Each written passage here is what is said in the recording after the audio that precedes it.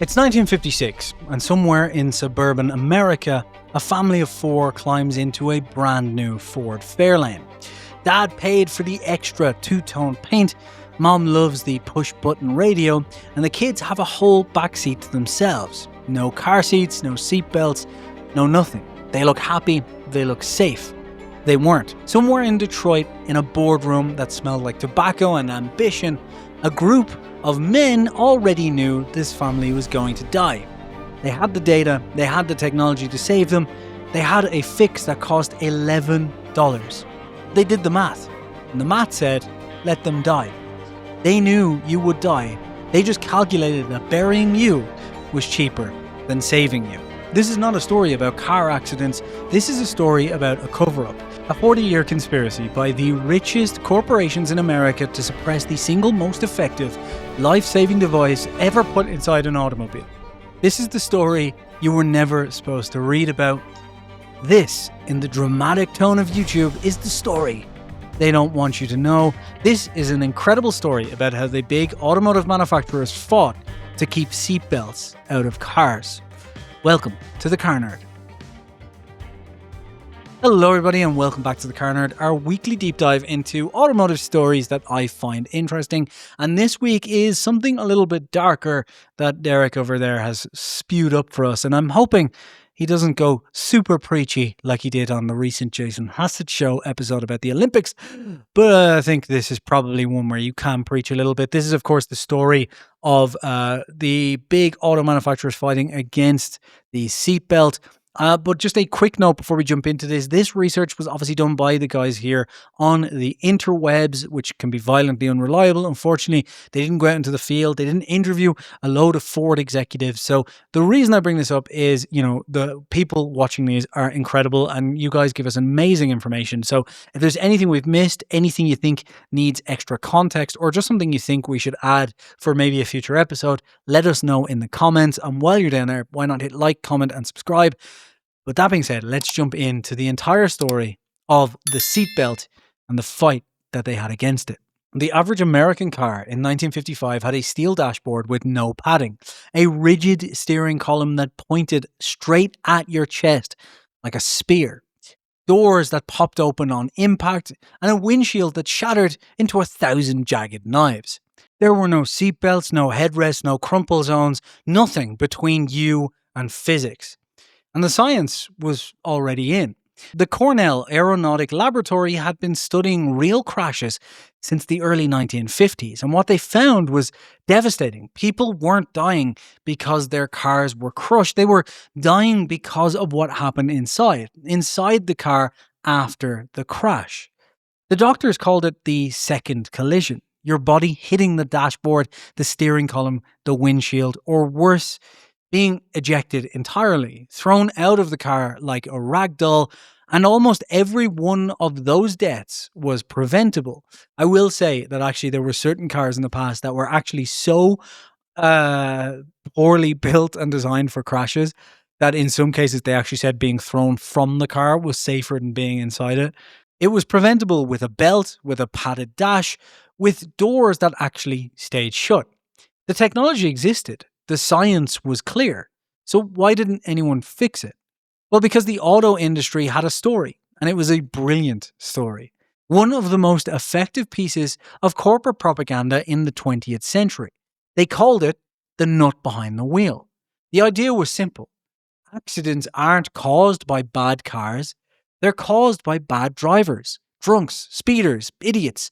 The car is perfect, and the human is the flaw. This goes back to that song. What was it? The Goldie Looking Chain? Guns don't kill people. Rappers do. Calling the police. Woo, woo, woo. Yeah. The industry bankrolled organizations like the National Safety Council to hammer this message into public consciousness. Every PSA, every billboard, every pamphlet said the same thing. Don't blame the car. Blame yourself. And it was genius because as long as the public believed that crashes were a moral failing, a result of your drinking, your speeding, your carelessness, nobody would ask the obvious question. Why is the inside of this car designed to kill me? Now, the scientists at Cornell knew the truth. They had the crash data, they had the injury reports.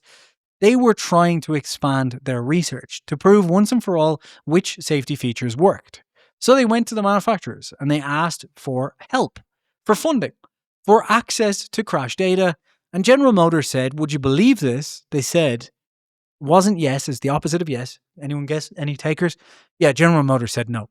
GM's safety engineer, Howard Gandelot, didn't just refuse to fund the research, he actively blocked other manufacturers from participating individually.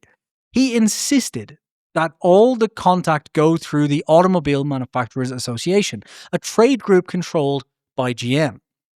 That way, no single company could break the ranks and start competing on safety. Think about that. The big three manufacturers, along with plenty of others, actually created a cartel in the 1950s. Not to fix prices, but to fix a narrative. To make sure that no car company would ever make another car company look unsafe by building a safer car. Makes you think about that Tucker episode we did and why everyone was so annoyed about that. Because he wanted to put seatbelts in as well, and they really didn't want to. And they actually had made it so that if you put seatbelts in your car, people would think, oh, the car must be unsafe if it needs seatbelts. Like, this is how bad it got. Anyway, I'm probably jumping ahead. And here's what GM's own safety engineer said about this on record, about seatbelts in 1954. He said he found it difficult to believe that a seatbelt could protect you better than just gripping the steering wheel really hard and bracing your legs. Let me say that again. The head of safety at the largest car company on earth told the public with a straight face that in a 40-mile-per-hour collision, you'd be safer to just hold on tight enough. Like, that's not ignorance. That's just a lie. That is a flat-out lie. And it was a lie designed to protect a balance sheet. But there was one moment, one brief, shining moment, where things could have gone differently. 1956. A Ford executive named Robert McNamara. Yes, that Robert McNamara pushed something through, something radical. He called it the lifeguard design. Would feature padded dashboards, deep dish steering wheels, stronger door latches, and for the first time, lap belts as an option. Ford actually ran ads about it. They showed crash test data, cited Cornell's research, told consumers the truth, driving is dangerous and we're going to protect you, and they got destroyed.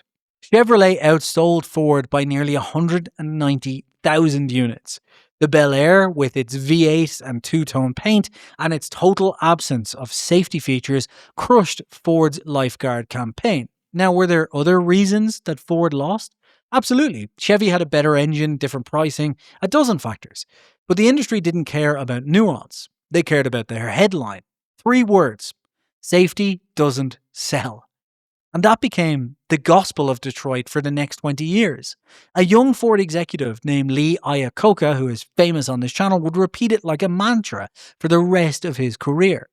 And just like that, the one company that tried to tell the truth gave up. The lifeguard campaign was killed and safety features were buried in the options list. And the automotive industry decided collectively that reminding you that you could die was bad for business.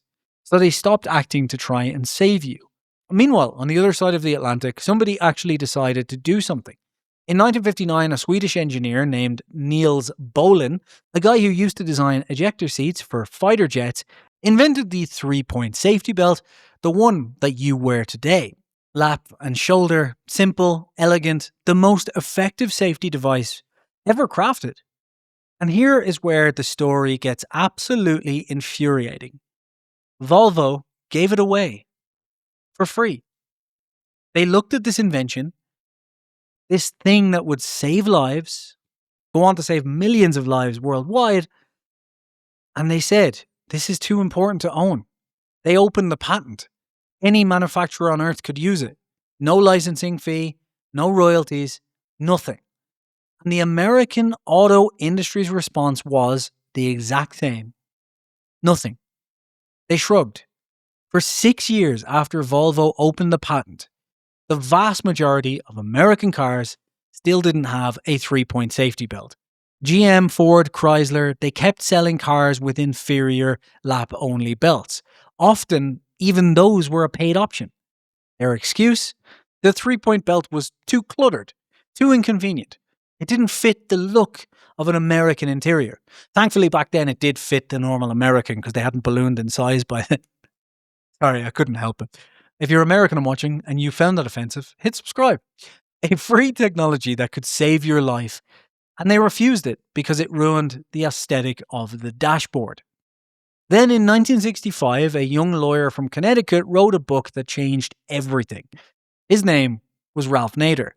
The book was called Unsafe at Any Speed, and it called the entire auto industry exactly what it was: a machine that was designed to kill you and then blame you for dying.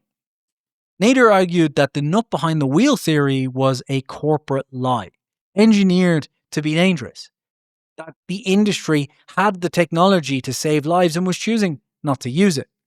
The book became a sensation and the industry panicked. And now, here's the part that sounds more like a spy thriller than reality. Because instead of responding to Nader's engineering arguments, General Motors hired private investigators to follow him. They tailed him through Washington, they interviewed his friends, his neighbors, fishing for dirt, they probed into his sex life, his politics, his finances. According to their dossier, they tried to set him up with women, hoping to catch him in a compromising situation that they could then use as blackmail. The plan didn't work. Nader was clean, and when surveillance was exposed, it became the biggest corporate scandal in America. In March of 1966, GM's then president James Roach was dragged before the Senate subcommittee under oath, on camera, and forced to apologize. He admitted that the investigation was unnecessary. He expressed regret, but the damage was done. The most powerful car company in the world had been caught trying to destroy a private citizen's life for telling the truth. And suddenly, the whole country was paying attention. But the industry didn't stop fighting there. They just moved the fight behind closed doors, way behind closed doors. In 1971, in the Oval Office, President Nixon is meeting with Henry Ford II and Lee Iacocca, who is now the president of the Ford Motor Company. And thanks to Nixon's secret recording system, we have the tape. The man who would later be celebrated as a business genius, sitting in the Oval Office begging the President of the United States to kill regulations. He told Nixon that shoulder harnesses and headrests were complete wastes of money. He said safety was going to break the back of the industry. And it worked. Nixon leaned in on the Department of Transportation. The passive restraint as standard, as in the seatbelt as standard, the airbag, they wouldn't become standard in America for another 20 years because of one meeting in one room. But if there's one document that captures the soul of the industry, it's this one. The Ford Pinto memo. Lee Iacocca had set rigid limits for his new subcompact car. No heavier than 2,000 pounds, no more expensive than $2,000. Safety engineering was treated as excess waste and excess cost. Engineers discovered that the Pinto's fuel tank could rupture in rear-end collisions, causing the car to burst into flames. They found a fix, a protective baffle. The cost? $11 per car. Ford said no, and then they put this in writing. They did some of the worst math you could think of, literally deciding the exact cost of a human life. 180 burn deaths per year times 200,000 per death. 180 serious burn injuries times $67,000. 2,100 burned vehicles times $700. They put all of this together, and the total benefit of the fix, it'll be worth $49.5 million per year. Total cost of the fix to implement it, $137 million per year. The conclusion was simple math. It's more expensive to do the fix than it is to just pay for the lives. Ford's own engineers calculated that 180 people would burn to death every year. And then the accountants calculated that those 180 deaths were worth less than the cost of an $11 part.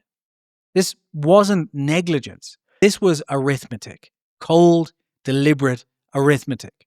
They put a price tag on a human life, $200,000, and then they decided that you weren't worth it. Now here's where the story gets even more devious, if you can believe it. Because sometimes the best way to kill a law is to follow it badly, on purpose. In 1973, the government required all new cars to have a seatbelt interlock. Your car wouldn't start unless the front seatbelts were buckled. Sounds relatively reasonable, right? But the manufacturers implemented it in the most infuriating way imaginable. The sensors were so sensitive that a bag of groceries on the passenger seat would trigger the system and lock you out of your own car. A purse, a stack of mail. Americans obviously went berserk. Mechanics reported a flood of customers demanding that they rip out the interlocks. Free the Detroit 10 million became a slogan.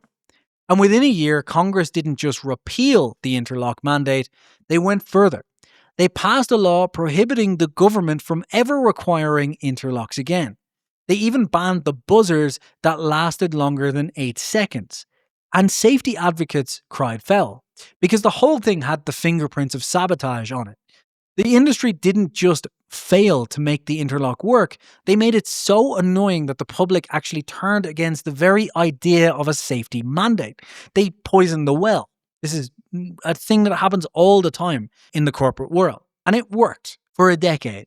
The political will for safety regulation evaporated. With the public angry and Congress gun-shy, the industry played its final cards in the 1980s. They couldn't argue the engineering anymore.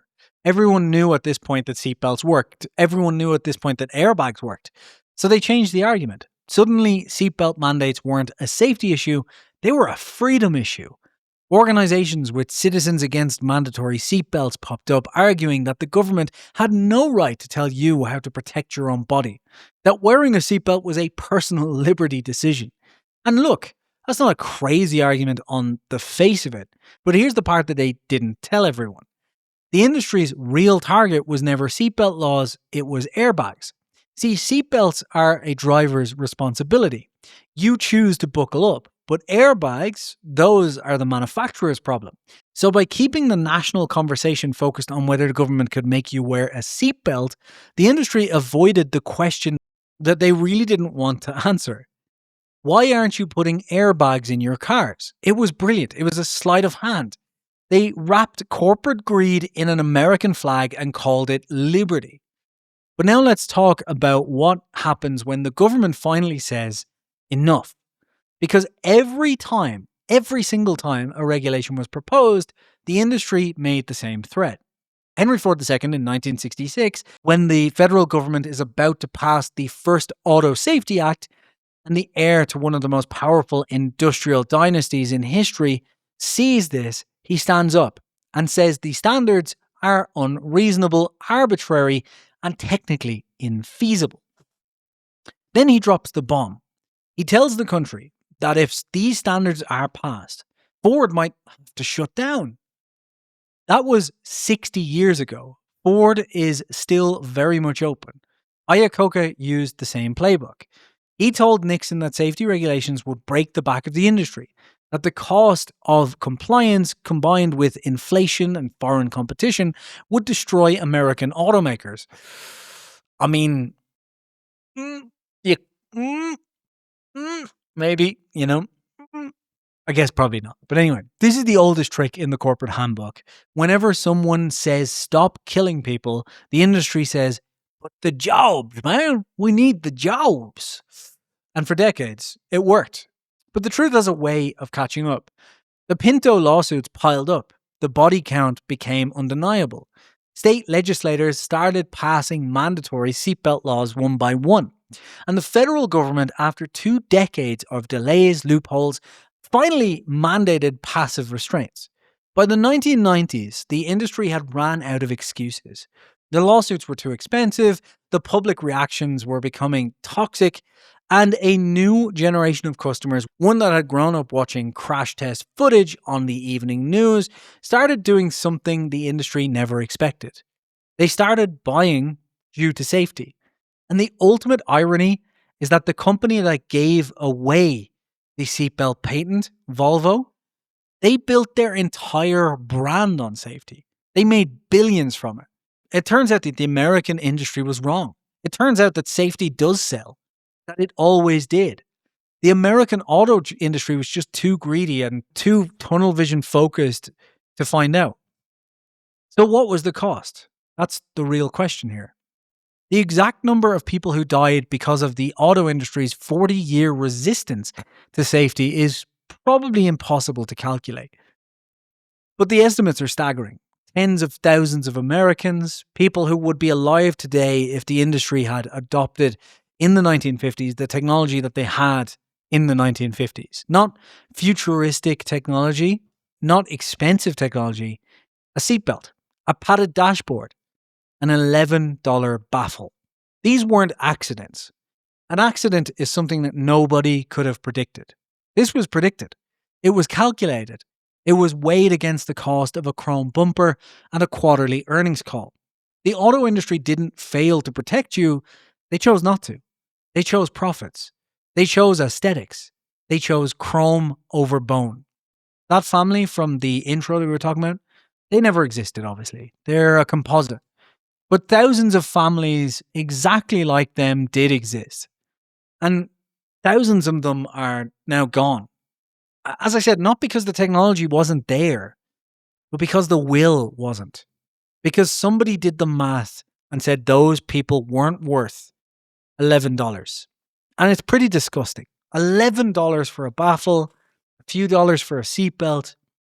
And, at the end of the day, they did this to themselves. If they had said, look, you can crash while drunk and you'll be fine, they would have sold seatbelts to everybody. They could have marked them up. They could have had it as an additional add-on. They didn't want to. And I do find the irony that Volvo became this massive brand because of that pretty funny. But yeah, bit of a different one. Usually we go into kind of wild car stories. I do think this is kind of a wild car story, but I just wanted to dive into the actual history behind it, and it's kind of terrifying. But yeah, hope you guys are enjoying this. Thank you so much for all of the support here. Getting us to 1,000 subscribers has been great, and yeah, thank you so much for watching. I appreciate it, especially all of you wheel sports fans who came over here. I couldn't have done it without you. So thank you so much. I'll see you for the next one. Don't forget to subscribe. I've been Jason Hassett. This is The Car Nerd.